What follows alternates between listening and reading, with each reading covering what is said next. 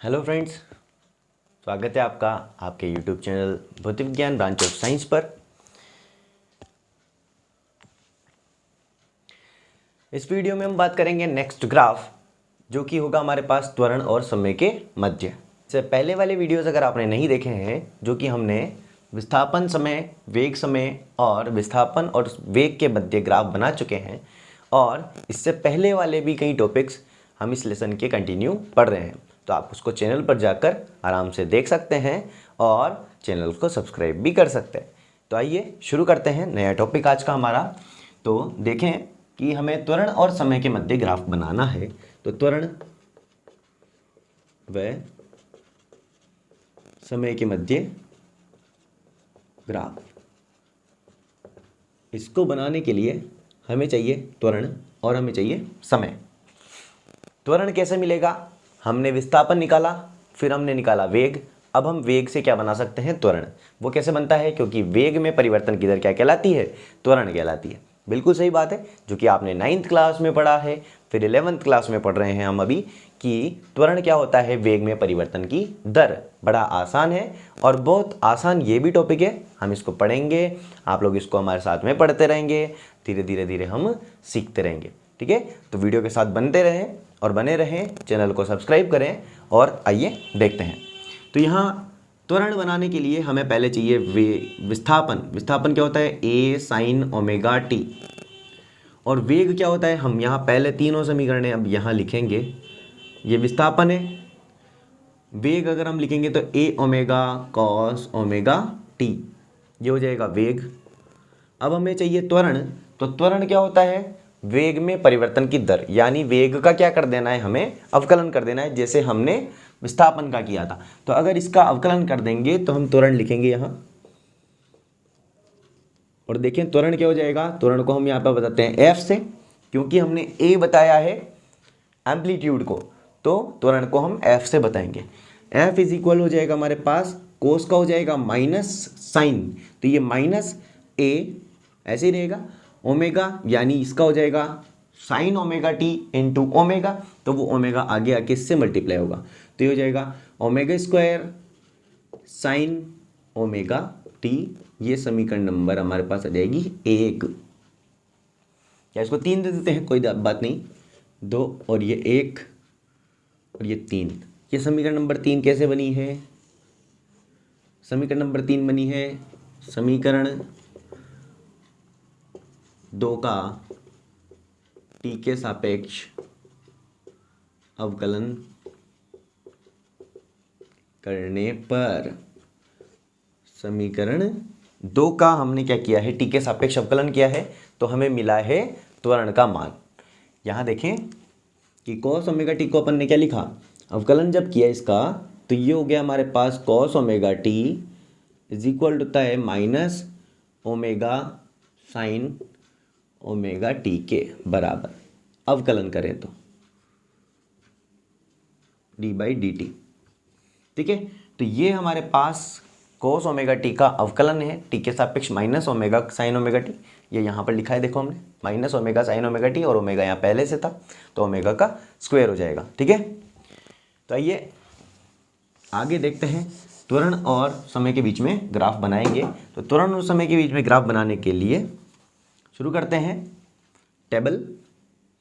पहले अपन समय का मान रखेंगे और त्वरण का मान निकालेंगे। ठीक है, तो टाइम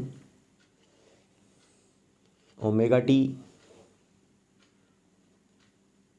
साइन ओमेगा टी और त्वरण। समय का मान होगा 0, t/4, t/2, 3t/4 और t। ठीक है, और यहाँ हो जाएगा हमारे पास ओमेगा टी की वैल्यू 0, 90, 180, 270 और 360।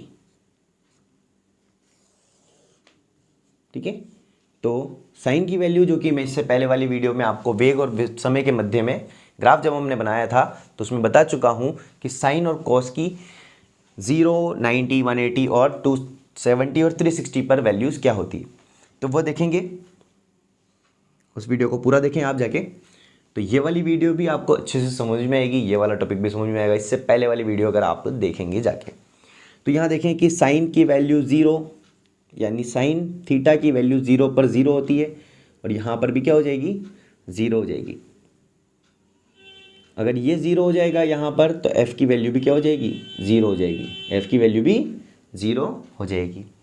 90 पर साइन की वैल्यू होती है +1, तो यहाँ पर +1 होगा तो ये प्लस माइनस से मल्टीप्लाई होगा तो -a⍵² होगा। 180 पर होती है 0, तो यहाँ पर ये हो जाएगा 0।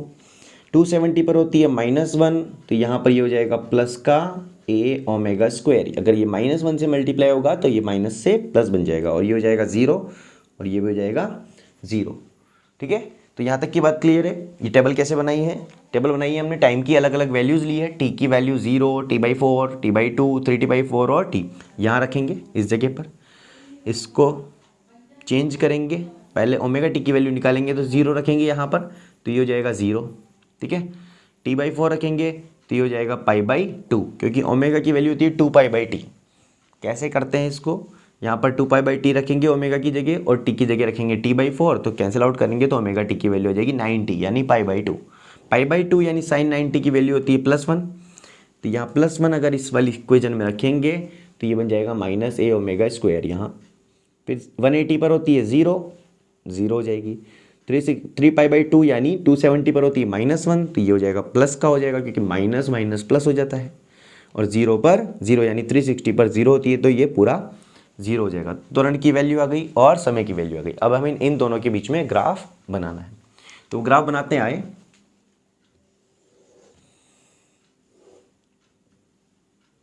यहाँ लेंगे हम प्लस त्वरण, और यहाँ माइनस का त्वरण आ जाएगा।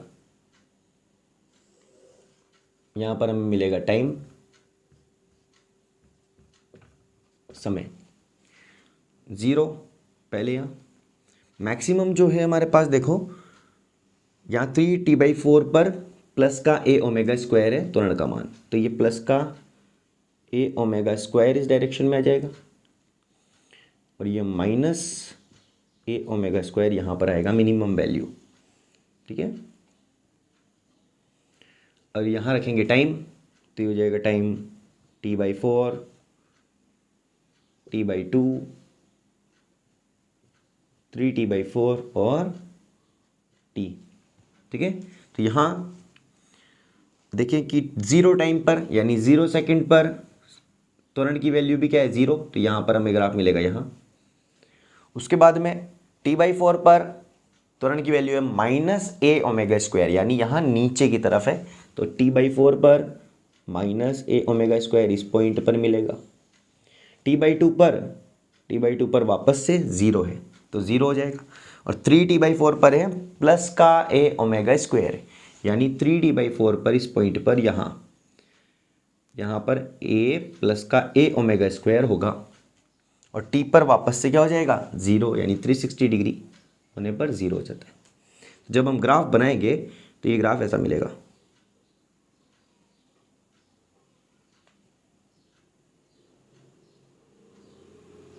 ठीक है, तो यहाँ देखें कि जो हमने विस्थापन वाला ग्राफ बनाया था, वो विस्थापन का ग्राफ कैसा बना था, देखो ऐसा बना था। और जब हमने त्वरण का ग्राफ बनाया था, तो सॉरी वेग का ग्राफ बनाया था, तो वेग का ग्राफ ऐसा बना था। अब जब हमने त्वरण का ग्राफ बनाया है, तो त्वरण का ग्राफ कहाँ से, 0 से स्टार्ट होकर और नीचे की तरफ चला गया, यानी इस विस्थापन वाले ग्राफ का बिल्कुल अपोजिट ग्राफ है त्वरण का। ठीक है, तो इसके और इसके बीच में कितना डिफरेंस हो गया ये बताएं। तो ये देखो, ये 0 से शुरू है, लेकिन ये नीचे की तरफ बढ़ रहा है नेगेटिव डायरेक्शन में, और ये बढ़ रहा है पॉजिटिव डायरेक्शन में, यानी ये ऊपर से नीचे आ गया सीधा। तो यहाँ और यहाँ इन दोनों के बीच में कितना डिफरेंस है, 180 डिग्री। कितना घूम गया है ये, 180 डिग्री घूम चुका है। तो ये हो जाएगा 180 डिग्री इसमें और विस्थापन वाले ग्राफ के अंदर डिफरेंस।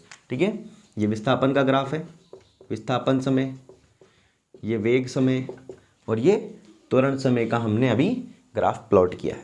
इसके आगे जो ग्राफ बनाना है हमें, वो ग्राफ कौन सा है, त्वरण और विस्थापन के बीच में ग्राफ हम बनाएंगे। तो आइए इसको आप राइट डाउन कर लें, फिर नेक्स्ट